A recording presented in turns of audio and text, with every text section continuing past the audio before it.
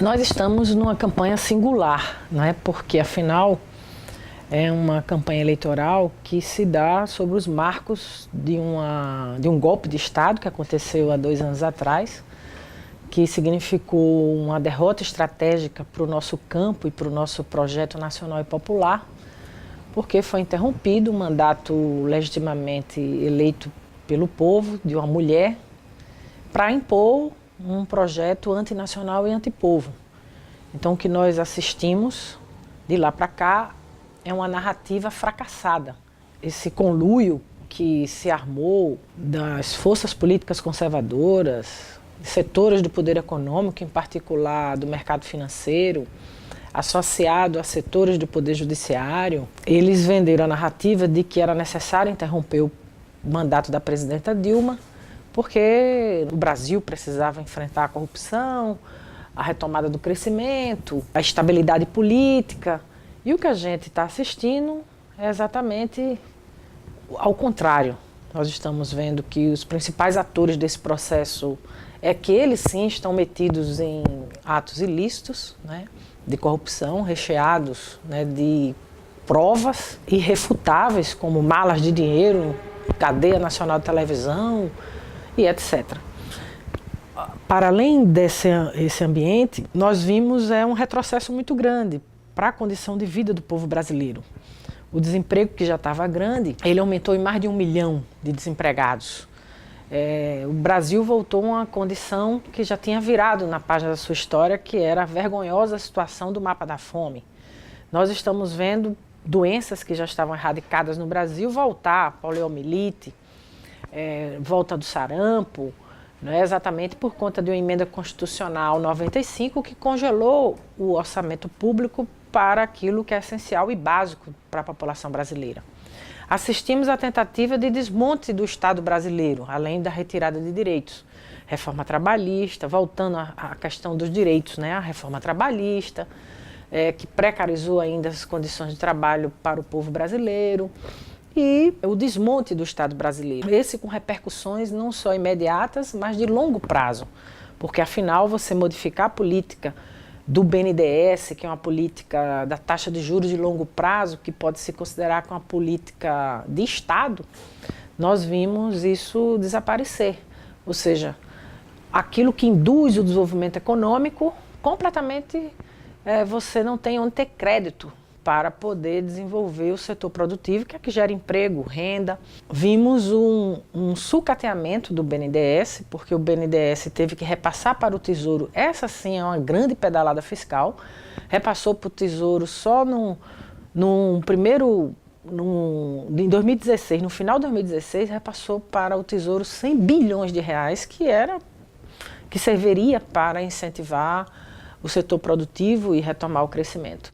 Nós assistimos à ameaça da privatização da Eletrobras, né, que é na contramão dos sistemas elétricos do mundo todo, que trata o sistema hidroelétrico, por exemplo, sempre como estatal. Isso é em toda parte do mundo, até nos Estados Unidos, que é a referência do capitalismo no mundo, a matriz hidroelétrica ela é estatal, né? Como é na Alemanha, como é em várias partes do planeta. Mas aqui eles arriscaram entregar algo que é estratégico para o país, que é o nosso setor elétrico, que tem mais de 80% da sua matriz limpa, 70% dela vem das águas, e, portanto, ou melhor, felizmente essa foi uma batalha que nós vencemos, conseguimos derrotar no Congresso. O que aqui, em síntese, é o ambiente da eleição. O ambiente da eleição é um ambiente que o Michel Temer acaba sendo o principal cabo eleitoral do nosso campo, porque do ponto de vista a narrativa que eles fizeram, ela não existiu, né? Ela fracassou. E nós, portanto, paradoxalmente, apesar de toda a ofensiva deles, nós temos a chance de ganhar as eleições pela 5ª vez consecutiva. E para isso, o PCdoB tem um papel protagonista nisso. Pela primeira vez em 30 anos de aliança básica com o Partido dos Trabalhadores, o PCdoB, com a nossa Manuela Dávila, está na condição de virar vice-presidente da República, seja de Luiz Inácio Lula da Silva, se assim Lula conseguir manter a sua candidatura, que é o que nós desejamos, que é o que nós lutamos pelo Lula livre e pela sua elegibilidade, seja ser vice de Haddad caso o nosso presidente Lula seja impugnado. Então esse é um cenário muito significativo para a história do PCdoB.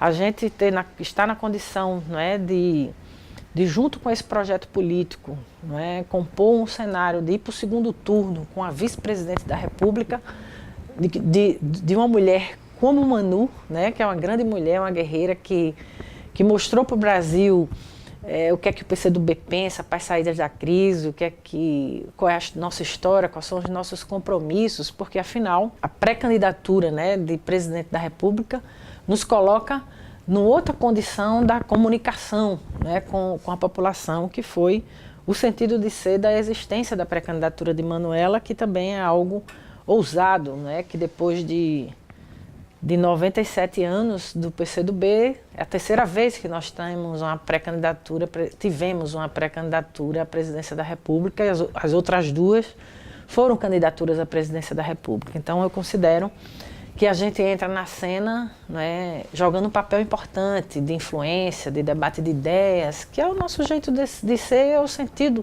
da nossa existência.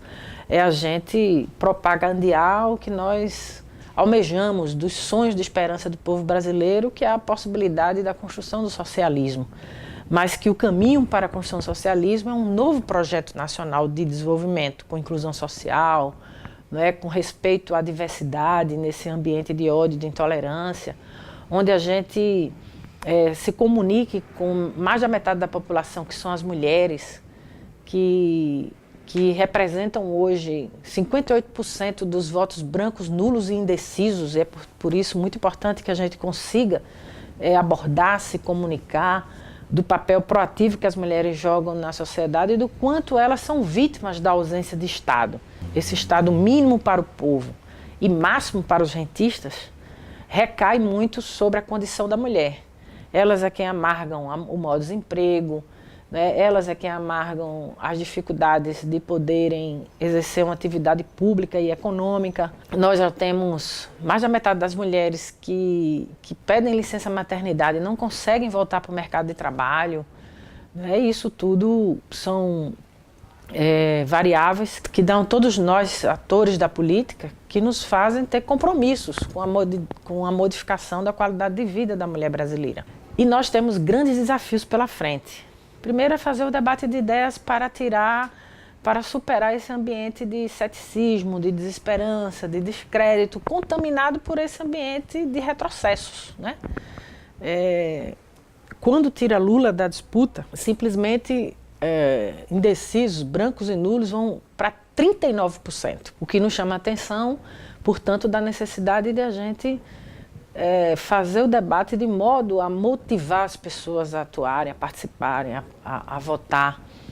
E o programa eleitoral vai ter um importante papel nisso. Nós teremos que superar o proativismo político da justiça brasileira, que demonstra estar ativo e atuante na perspectiva de interromper a retomada de um projeto nacional e popular.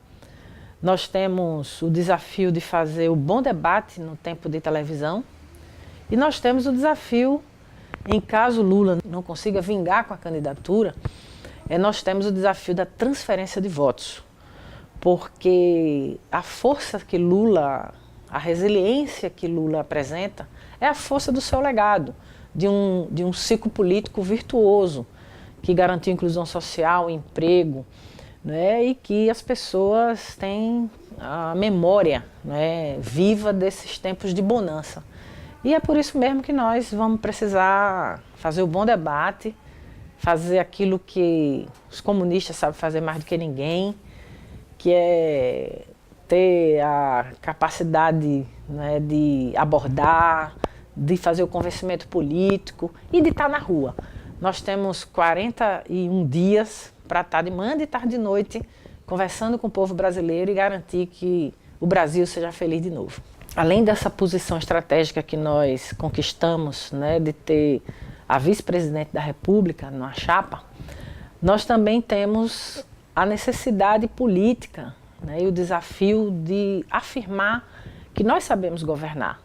Isso significa a reeleição do nosso querido governador Flávio Dino, que, como nós sabemos, para além do papel político que ele joga no estado do Maranhão, ele é um quadro político nacional, é a vitrine nossa de como nós sabemos governar, e por isso toda a nossa prioridade é a reeleição de Flávio Dino, que juntou uma aliança ampla, que realizou uma frente ampla no estado do Maranhão e que está fazendo também uma campanha belíssima, né? A sua convenção teve 10 mil pessoas, que revela um ambiente de muita entusiasmo, né, de luta, e que o nosso governador sabe fazer bem, né, esse debate de ideias como ninguém. Nós também temos candidaturas majoritárias. A reeleição da Vanessa do Amazonas não é só uma questão do Amazonas, é uma questão do Brasil. É a única senadora que nós temos no parlamento, e do papel que ela jogou na resistência, na luta contra o impeachment, na luta contra o golpe, merece toda a atenção dos militantes comunistas para a nossa Vanessa Graziotin ser, mais uma vez, a senadora da República. E nós temos o desafio, temos vices. Eu sou vice lá em Pernambuco, candidata a vice em Pernambuco. A nossa Jo Moraes é candidata a vice, né, em Minas Gerais. E nós temos também o desafio de garantir a ampliação da nossa bancada, a superação da cláusula de barreira. É uma bancada que cumpre um papel decisivo no parlamento brasileiro. Nós somos eu costumo dizer, como Castro Alves dizia, né? Nós somos mais ou menos assim, que nós somos pequenos, mas temos o olhar dos Andes. É um pouco o que cumpre a nossa bancada no parlamento brasileiro. Não é à toa que parcela significativa da nossa bancada está sempre entre os deputados sem cabeças do Congresso Nacional, como no DIAP. É a bancada que mais tem influência no Congresso Nacional e que, portanto, merece todo nosso esforço para que a gente reeleja os nossos deputados e possa ampliar a nossa participação no parlamento brasileiro para garantir que a governabilidade do nosso projeto nacional e popular, que ganhará as eleições pela 5ª vez consecutiva, possa ter base política atuante, consequente, que dê sustentação a esse novo governo.